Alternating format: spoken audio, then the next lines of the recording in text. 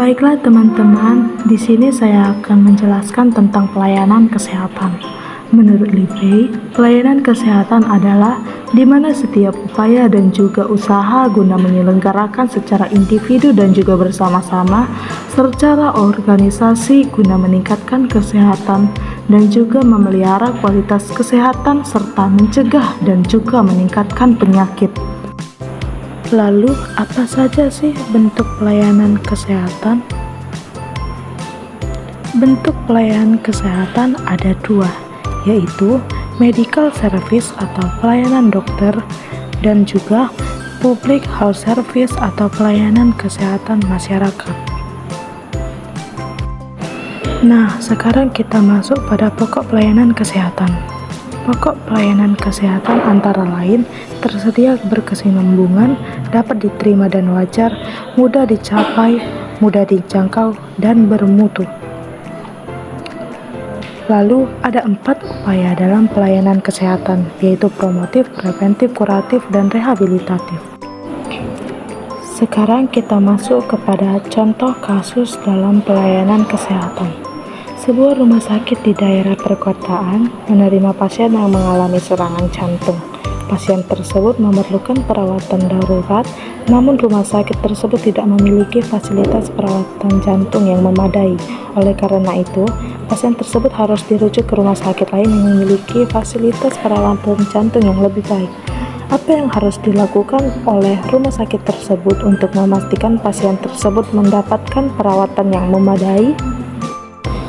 Jawabannya adalah rumah sakit tersebut harus segera merujuk pasien tersebut ke rumah sakit lain yang memiliki fasilitas perawatan jantung yang lebih baik. Selain itu, rumah sakit tersebut juga harus memastikan bahwa pasien tersebut mendapatkan perawatan darurat yang memadai sebelum dirujuk.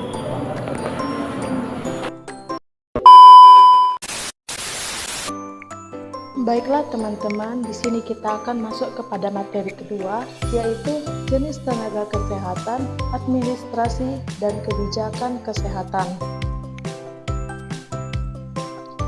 Tenaga kesehatan. Tenaga kesehatan adalah salah satu pilar pendukung transformasi kesehatan dalam mewujudkan masyarakat yang sehat, mandiri, produktif, dan berkeadilan untuk memenuhi kebutuhan pelayanan kesehatan. Nah, kita masuk kepada administrasi kesehatan.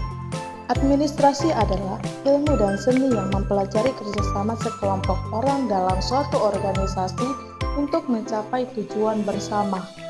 Lalu, kesehatan masyarakat adalah ilmu dan seni mencegah penyakit, memperpanjang hidup, meningkatkan kesehatan fisik dan mental yang efisien melalui usaha masyarakat yang terorganisir untuk meningkatkan sanitasi lingkungan. Selanjutnya kita masuk pada 3 unsur pokok administrasi. Yang pertama, menetapkan tujuan yang ingin dicapai. Yang kedua, memilih jalan yang ditempuh atau alat yang dipergunakan. Yang ketiga, mengarahkan manusia atau kelompok manusia untuk mencapai tujuan yang telah ditetapkan tersebut.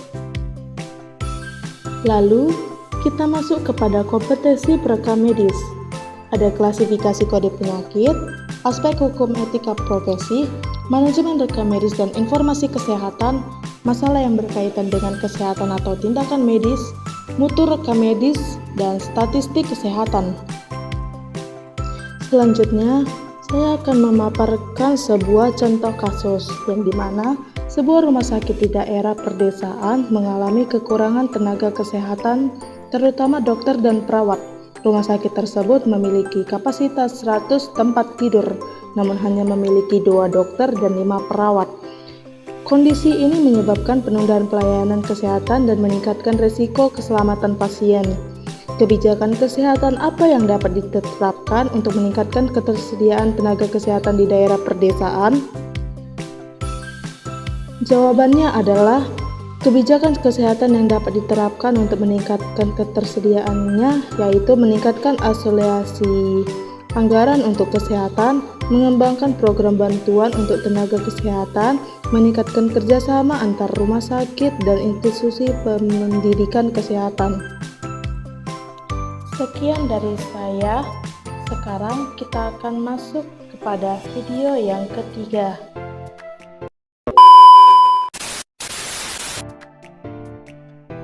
Baiklah, kita masuk kepada video yang ketiga, yaitu level atau tingkat pencegahan penyakit. Pencegahan penyakit adalah upaya mengarahkan sejumlah kegiatan untuk melindungi masyarakat dari ancaman kesehatan potensial. Lalu kita masuk kepada 5 tingkat pencegahan penyakit menurut Lever and Chart. Yang pertama, peningkatan kesehatan. Yang kedua, pembatasan kecacatan. Yang ketiga, perlindungan umum dan khusus terhadap penyakit tertentu. Yang keempat, menegakkan diagnosa secara dini dan pengobatan yang cepat dan tepat. Dan yang kelima, pemulihan kesehatan. Lalu kita masuk kepada soal kasus, yang dimana seorang pasien berusia 40 tahun datang ke klinik dengan keluhan nyeri dada dan sesak napas. Setelah dilakukan pemeriksaan, dokter mendiagnosis pasien tersebut menderita penyakit jantung koroner.